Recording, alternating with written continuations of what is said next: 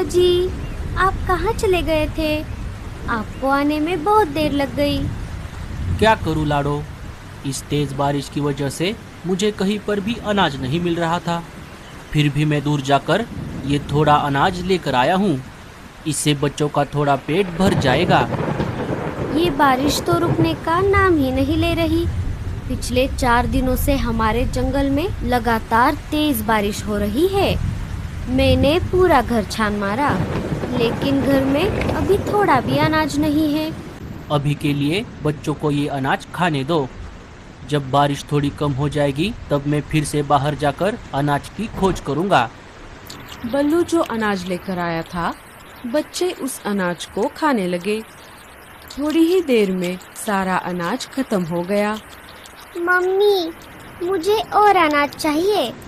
मुझे बहुत भूख लगी है। हाँ मम्मी, मुझे भी। बल्लू जी, हम तो और 1-2 दिनों तक बिना अनाज खाए रह सकते हैं, लेकिन हमारे बच्चे नहीं रह सकते। मैं एक काम करती हूँ, अभी बाहर जाकर कहीं से अनाज ढूंढकर लेकर आती हूँ। नहीं लाडो, अभी बाहर बहुत तेज बारिश चल रही है। तुम्हें उड़ने में परेशानी होगी, क्योंकि तुम्हारे पंख छोटे हैं और तुम्हारा बच्चों के साथ रहना बहुत ज़रूरी है। इसलिए मैं ही वापस जाता हूँ।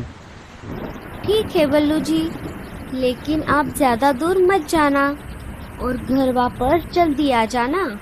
मुझे और बच्चों को अकेले घर में डर लगता है। और हाँ, इस तेज बारिश में शिकारी पंछी शिकार की तलाश में घूमते रहते हैं, इसीलिए आप सतर्क रहना। हाँ लाडो, मैं मेरा ध्यान रखूँगा। चलो, अब मैं चलता हूँ। बल्लू अपने घर से निकल पड़ता है। हे ऊपर वाले, मेरे पति की रक्षा करना। मम्मी, मुझे बहुत डर लग रहा है। डरो मत बेटा, मैं हूँ ना तुम्हारे पास। मम्मी, मुझे बहुत भूख लगी है। लाडो ने घर में फिर से तलाश की। तभी उसे एक डिब्बे में थोड़ा सा अनाज मिल गया।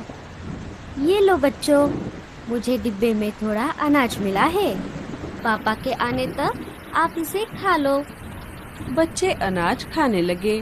खाओ ना। नहीं बेटा, आप खा लो, मैं पापा के वापस आने के बाद खा लूंगी। बारिश और तूफान इतना तेज था कि उसमें लाडो का घोंसला जोर जोर से हिल रहा था। लेकिन लाडो इस हालात में अपने बच्चों के पास रहने के अलावा और कुछ भी नहीं कर पाई। इस बारिश से बचने के लिए मैं शिकार की तलाश में लगातार 2 दिनों से आसमान के ऊपर उड़ रहा हूँ, लेकिन अभी तक मुझे एक भी शिकार नहीं दिखा। अब मैं बहुत बोर हो गया हूँ। मुझे बहुत जोरों की भूख लगी है। लगता है अब मुझे नीचे जाकर बारिश में भीगना ही पड़ेगा। शायद नीचे मुझे कोई बढ़िया सा शिकार मिल जाए। भजिया गर्मा गरम, भजिया गर्मा गरम, मैं तो खाऊंगी इनको गर्मा गरम। चील आसमान से नीचे आ जाता है और मीनू मौसी के घोंसले के बाजू वाले टहनी पर जाकर बैठ जाता है। चलो, अब मुझे जल्दी से किसी हट्टे कट्टे शिकार की तलाश करनी होगी। अगर मुझे पूरा परिवार मिल गया, जिनमें बच्चे भी शामिल। अरे बाप रे, शिकारी चील, ये भला यहाँ पर क्या कर रहा है? चल मीनू, अब तेरा ऊपर जाने का समय आ गया है। अरे वाह, ये खुशबू कहाँ से आ रही है? अरे बाप रे, बचाओ, मुझे मत मारो। मैं तो एक बूढ़ी चिड़िया हूँ, मुझे मारकर तुम्हें क्या मिलेगा? अरे चुप कर, मैं तुझे नहीं खाऊंगा। मैं तो बस ये खुशबू सुनकर आया था। ये तुम क्या बना रही हो? मैं तो गर्मा गर्म पकोड़े तल रही थी। अरे वाह, पकोड़े तो मुझे बहुत पसंद है। सुन रही बुढ़िया, अगर तू मुझे पकोड़े दे देगी तो मैं तुझे नहीं खाऊंगा। हाँ हाँ, ले लो, तुम ये सारे पकोड़े ले लो, लेकिन मुझे मत मारो। अरे वाह वाह वाह वाह, बुढ़िया, तूने पकोड़े तो बहुत अच्छे बनाए हैं। और तुम डरो मत, मैं वैसे भी बूढ़े पंछियों को नहीं खाता, क्योंकि उनमें हड्डियों के अलावा कुछ भी नहीं मिलता। हाँ हाँ, ये बिल्कुल सही कहा तुमने। चील सारे पकोड़े खा लेता है। चल बुढ़िया, अब मुझे ये बता कि इस जंगल में मुझे हट्टा कट्टा शिकार कहाँ मिलेगा। एक पूरा परिवार भी चलेगा, जिनमें बच्चे भी शामिल हो। अरे चील भाई, मुझे भला शिकार के बारे में क्या पता होगा। मैं तो ज्यादातर घर में ही रहती हूँ। अगर तूने नहीं बताया तो मैं तुझे अभी खा जाऊंगा। अरे नहीं नहीं चील भाई, मैं तो मजाक कर रही थी। आप एक काम करो, यहाँ से सीधा आगे जाते ही आपको एक आम का पेड़ दिखेगा। वहाँ पर 2 घोंसले हैं, एक है कालू कौवे का और एक है रानो चिड़िया का। रानो अपने घोंसले में अकेली रहती है। आप उन दोनों घोंसलों में से किसी को भी खा सकते हो। छे, मैं कौवे का शिकार नहीं करता और उस अकेली चिड़िया को खाकर मेरा पेट नहीं भरेगा। तुम कोई ऐसा घोंसला बताओ जिनमें छोटे छोटे बच्चे भी हो, और जल्दी करो, मुझे बहुत भूख लगी है। अरे बाप रे, अब मैं क्या करूं?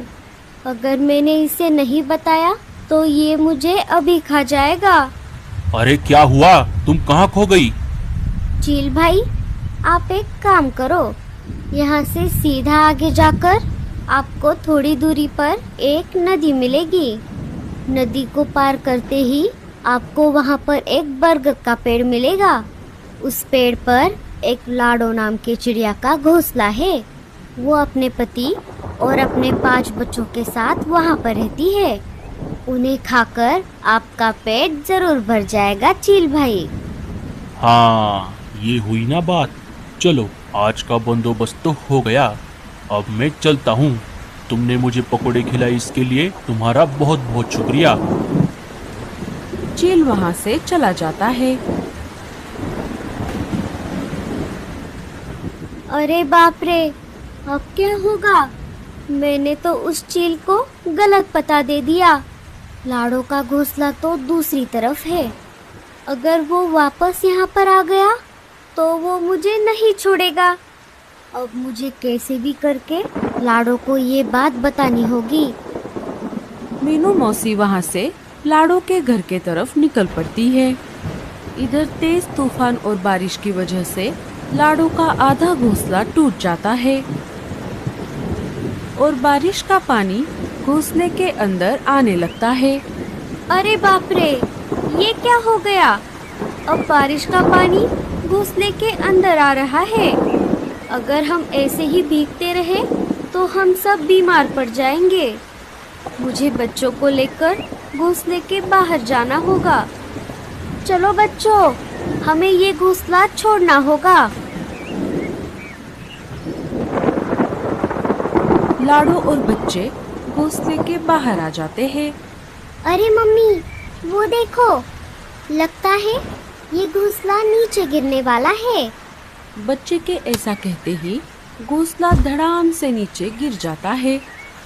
अच्छा हुआ मम्मी, हम सब समय रहते बाहर आ गए, नहीं तो हम भी घोंसले के साथ साथ नीचे गिर जाते।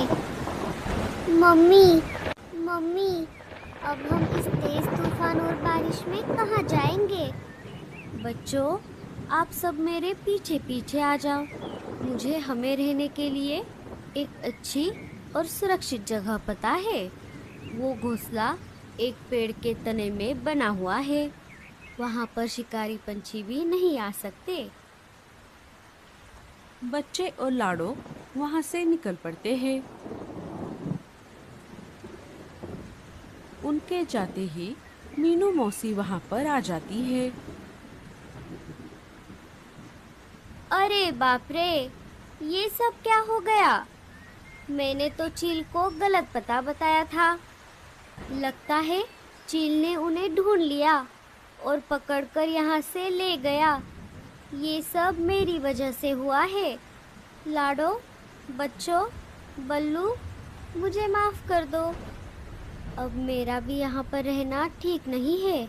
मैं मेरे पुराने घोंसले के तरफ भी नहीं जा सकती। अब मुझे भी कोई दूसरी जगह ढूंढनी होगी। मीनू मौसी भी वहाँ से चली जाती है।